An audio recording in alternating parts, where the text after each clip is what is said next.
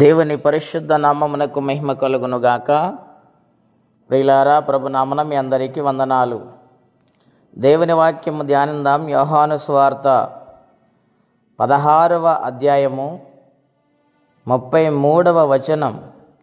నాయందు మీకు సమాధానము కలుగునట్లు ఈ మాటలు మీతో చెప్పుచున్నాను.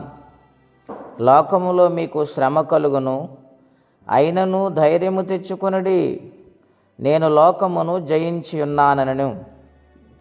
ప్రియమైన దేవుని బిడ్డలారా, యేసుక్రీస్తు వారి శరీరధారిగా ఉన్న దినాలలో ఆయన ప్రజలకు బోధిస్తూ ఉన్నారు. ఆయన బోధిస్తూ శిష్యులతో మాట్లాడుతూ అంటూ ఉన్నారు,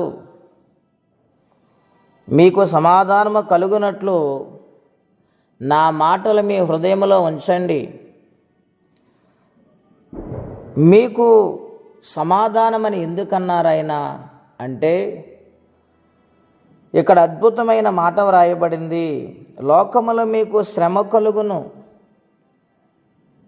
తండ్రి అయిన దేవుడు తన కుమారుని పంపినప్పుడు ఆయన సుఖముగాను సంతోషముగాను సువార్త పని చేయలేదండి. ఎన్నో కష్టాలు, ఎన్నో శ్రమలు దాటుకుంటూ చివరికి మరణాన్ని ఆయన అనుభవించారు. సజీవుడై తిరిగి లేచారు. ఎన్నో శ్రమలైన గనుక ఈ ఉదయకాల సమయంలో వాక్యం వింటున్న ప్రియమైన దేవుని బిడ్డలారా,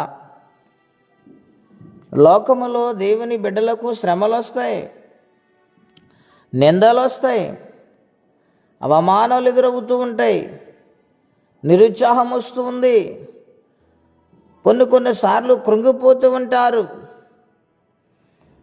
ఇక్కడ వ్రాయబడిన మాట మనం చూస్తే, అటువంటి సమయాలలో ధైర్యము తెచ్చుకొనుటకు, వాటిని జయించుటకు యేసుక్రీస్తు ప్రభువారు ముందే చెప్పారు, నా పిల్లలారా, ఈ లోకము ఎన్నదగినది కాదు గనుక నన్ను ద్వేషించినట్లుగా, నన్ను దూషించినట్లుగా మిమ్మలను కూడా ద్వేషిస్తుంది, శ్రమల పాలు చేస్తుంది, నిందలకు గురి చేస్తుంది. గనుక మీరు భయపడకండి. నేను ఏ విధముగా జయించాను, మీరు కూడా అలాగున జయించమని దేవుడు ధైర్యం ఇస్తున్నారు. కొన్నిసార్లు కృంగిపోతున్నారా?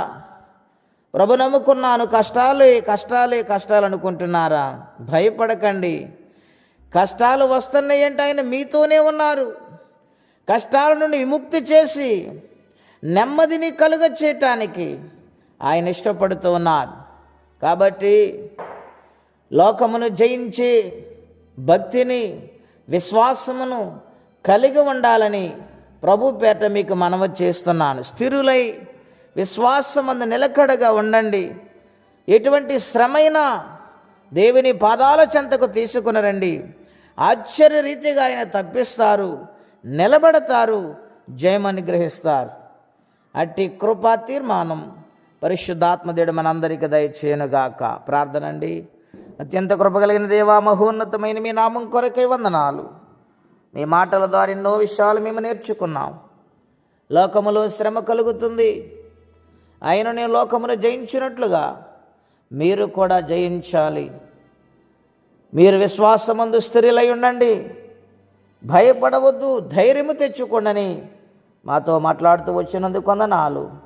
నాయనా, చాలని కృపనిచ్చి మమ్మల్ని నడిపించి జయమని గ్రహించి మీ కృపా సహాయము దయచేయమని, ఈ దినము దీవెనకరంగా మార్చమని యేసుక్రీస్తు వారి పుణ్యనామలో ప్రార్థించి వేడుచున్నాము తండ్రి.